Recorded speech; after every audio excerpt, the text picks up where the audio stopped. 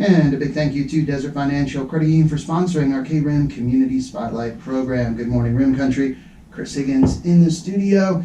And joining me this morning is Gila County District 1 Supervisor Steve Christensen. Good morning, Steve. Good morning, Chris, and good morning, Rim Country. Good to see you. Thank you so much for coming in today. I know, wow, it's been a while since we talked, like yesterday. About a month since I've been on the radio, but we did see each other yesterday in Holbrook. We did, and that was a great time up in Holbrook.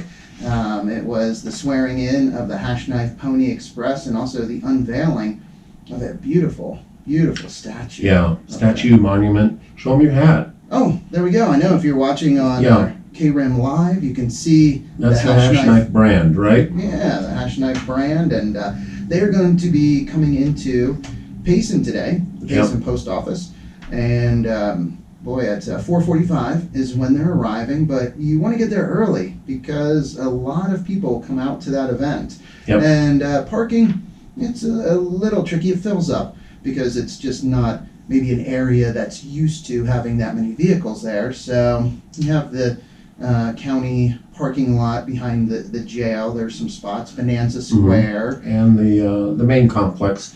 So find some parking. Don't expect to find any at the post office because they cordon all that off. They do. And that's, I think it's good to point that out because I think a lot of people come and expect, oh, well, we can park, all those spots in the post office. But they are blocked off because that's where the riders come in. And it's quite the sight, the group coming down Highway 87 and riding into that parking lot. And they have mail. I mean, they are taking mail down to Scottsdale. They are, and they started in Holbrook this morning. So this is the Hash Knife Pony Express. It's been going for over 60 years. I don't know the exact number. 60 some years they've been doing this particular, and it's a reenactment. But this is something that actually did exist in the Old West and actually in our area. The real Pony Express did happen. Although it was short-lived. It only lasted a couple of years or so as far as I remember. And then by then they had the trains running, and then when the trains were running, then the mail moved across the country better and that. But I think they used to have a Pony Express that ran from Globe all the way up into Camp Verde through Payson and into Prescott. Wow, and it is so cool how children, or anyone, but it seems like it's a popular activity for classes or for groups of children to send mail through the Pony Express because they get that stamp. They actually carry real mail. They do. Yep, and they get a special stamp. So they have run thousands of letters, usually every year. And so it kind of comes and goes as far as the quantity, but every single piece of mail will be carried on horseback in one of their saddlebags, at least at one point along the route. Yeah, that is so cool. And there's children from all over the state, all over the country, and even outside the country. I know Steve Reynolds, when he was in with his brother Mark Reynolds, the captain of the Hash Knife Pony Express, they were sharing that they have children in Africa. Forget what country he said, but that have sent letters through the Pony Express in different European countries. So it's really cool. Well, in years past, they've had medallions with the Pony Express, and I have a few of those. I can't even remember the years. Oh, wow. But I don't know that they have them every year. But anyway, they do have some memorabilia, or should I say some merchandise. You can get a hat, a scarf, different things. So bring your children down. It's a great time, and I'll probably be there tonight. Oh, yes. What's great for children, too, all of the children that are there get free neckerchiefs. The scarves, or Mark, calls them the neckerchiefs. They are given out to the children for free. Adults, if you want one, then you can purchase one. They'll have posters, hats like the one I'm wearing, shirts, different. And this all helps support them. Yes. So again, that's 4:45 today at the Payson Post Office when they'll be arriving, and I'll be out there playing some music, also a PA system for the Hash Knife crew. And then we'll be live streaming as well. So those that are watching or listening that are out of the area or can't make it down, you'll be able to watch the KRIM FM live stream too. It's part of our Payson history, so come on down. It's really wonderful. What, 30 or 40 horseback riders, and they're all dressed up in old style looking cowboy stuff. It's great. And you can have your pictures taken next to them and all that sort of thing. And then don't forget that they actually leave Payson in the morning on their way to Scottsdale, and so they'll leave from the post office again. And I think that's probably around 8 o'clock, if I remember right. I think so. Yeah. I think you're right. And this is the 65th anniversary. So it is. 65 years 65. that Hash Knife Pony Express has been riding this route. And Mark and Steve Reynolds, I think Mark said it's his 45th year being part of it. He's not riding. And Steve, I think 46th year. He said to me yesterday that he's the oldest continuous rider at this point. Wow. Well, and think of that, 46 years. 46 years of doing this ride. Right. And it's not just the ride. I mean, the organization, everything they do in preparation for the ride, all of the fundraising they do. I mean, there's just a lot to it. I mean, you're riding on horseback from Holbrook down to Scottsdale, so coordination. I mean, and so if I remember right, what they do is each rider rides 1 mile. Okay, so they go from 1 mile marker to the next, and then they hand the bag off to the next rider. And so they have a whole series of trucks and trailers that are continually moving all of these cowboys and their horses, cow ladies, whatever, whoever's riding, they keep moving them down the road to pick up and become part of this relay. So it's not just a particular rider that rides for miles and miles and miles like they probably did in the past. It's they rotate every mile so that everybody stays fresh and doesn't get too tired out. But I've seen them run. Today they'll have great weather, but I've seen them run where it was really bad. Really terrible winter weather. Oh, coming off the rim and up on the rim. Yeah, because they go right through Forest Lakes, all that. Yes. And I know Steve was saying in years past, when the weather has been like that, there's been stretches where those support vehicles, they couldn't stop. There was nowhere for them to stop. So he said he would ride 7-mile stretches because the vehicle couldn't find a place to pull over. So, and this was back when they didn't have escorts, or they didn't have DPS, or the sheriff, or different public safety escorts as well. Now, they are out there keeping them a little safer, but that wasn't always the case. Wow. Yep. And then, worst thing is to have a horse trip, stumble, go down. So nobody wants that. Yes. The other thing, and I need to ask them today, but we saw pictures of them with this year's Super Bowl official football. Because the Super Bowl this year down in Phoenix at, I think it's State Farm Stadium now, the stadium down there. Okay. And they have carried the football into the stadium in the past. And I believe, judging from the pictures with the football, they're going to be doing that again this year. That sounds very exciting. Oh, that's so cool. Yeah. So, what else has been going on in the county? I know always a lot happening. Oh, nothing actually. Just not a single. I don't believe it, Steve. I don't believe it. We're always busy with something. So, hey, next Tuesday is going to be our next meeting, and it'll be a work study. Okay.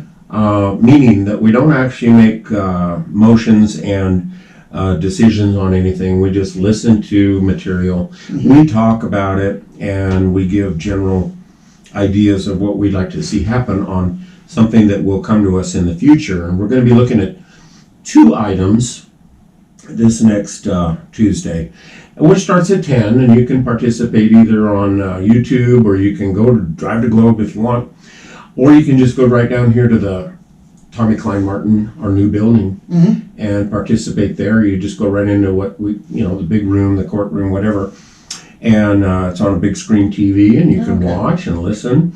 There's even a time where you can have public comments if you'd like. The two items we're going to be talking about, though, pardon me, is the short-term vacation rentals, which I think Star Valley, I saw in the paper, is starting to discuss an ordinance about that. And so we'll be talking about the county's options with regard to short-term rentals, vacation rentals, also known as Airbnbs or Verbos, and that kind of thing, and decide whether or not we actually need to or want to create ordinances that might be able to steer those or control those, or make it better for our residents in any way. Yes. And then the other thing we're going to be talking about is wildlife feeding. That's going to be a consideration for everyone that would be in the rural areas of the county. In other words, not incorporated areas. Okay, so if you live within the town of Payson, Star Valley, Globe, anything like that, it doesn't affect you. And so this would be an ordinance for places like Pine and Strawberry and other places, talking about whether or not we should try and regulate big game wildlife feeding that is occurring now but creates dangers in the community. So, and then Payson or whoever can take a look at our ordinance and see whether they want to adopt their own. And it's good. I encourage people to attend to watch the meeting, because you'll get a lot of good information, accurate information, and learn a little bit more about, especially when it comes to the Airbnbs and VRBOs, that a municipality, a county, isn't just able to do anything they want regarding Airbnbs or VRBOs because of state statutes. State statutes have protected those for quite a while. So I guess it was probably just this last year that the state legislature, and this became a bill, allows some regulatory things to occur that a county or municipality can institute. So we're having a workshop on that, and so I don't have all the details, but I tell you, after Tuesday I'll have all the details, and then we'll know whether or not we want to pursue an ordinance with regard to that.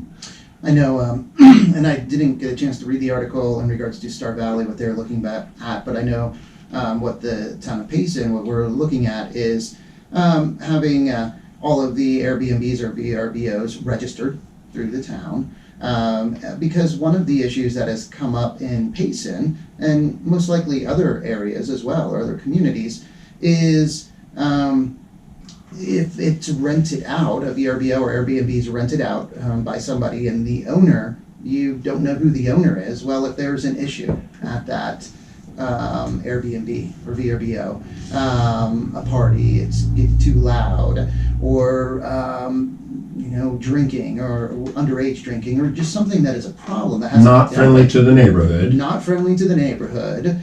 When police or law enforcement show up, who do they contact? Exactly. The property owner isn't there. Who do they reach out to? So having a list, having it recorded, having contact information for those homeowners that are Airbnb or use their home as a VRBO, or that residence or that property. And then also they're responsible, because now there's somebody who's responsible for this happening. There's, I think, a lot of positives, and also recognizing that in communities, VRBOs and Airbnbs provide a good way for people to come into a community, to stay in the community. Not everyone that frequents them or uses them is having parties or is causing No, it's only a very small amount of people that become a problem. It is, but having a way to deal with that when there is a problem. Having a way to deal with it. And so that's what we're going to be studying and finding out, getting more information with regard to that, and see whether or not we want to act on that. Well, that's good. That's great. Because up in the Pine Strawberry area, as you can imagine, there's there's hundreds and hundreds of Yes. vacation rentals up there. Mhm. And it's not that we don't like vacation rentals. We're not trying to eliminate them. Mm-hmm. Yeah. We just want to, like you say, be able to know what's going on, be able to address it. So it's not an additional burden to our sheriff's department or the neighbors with either dust or noise or, wild things Mm-hmm. going on that have occurred in the past. Mm-hmm. And so we have to be sympathetic to those people that are not there just for the weekend. They live there. Mm-hmm. And every weekend or every couple weeks or whatever, they're having someone come in.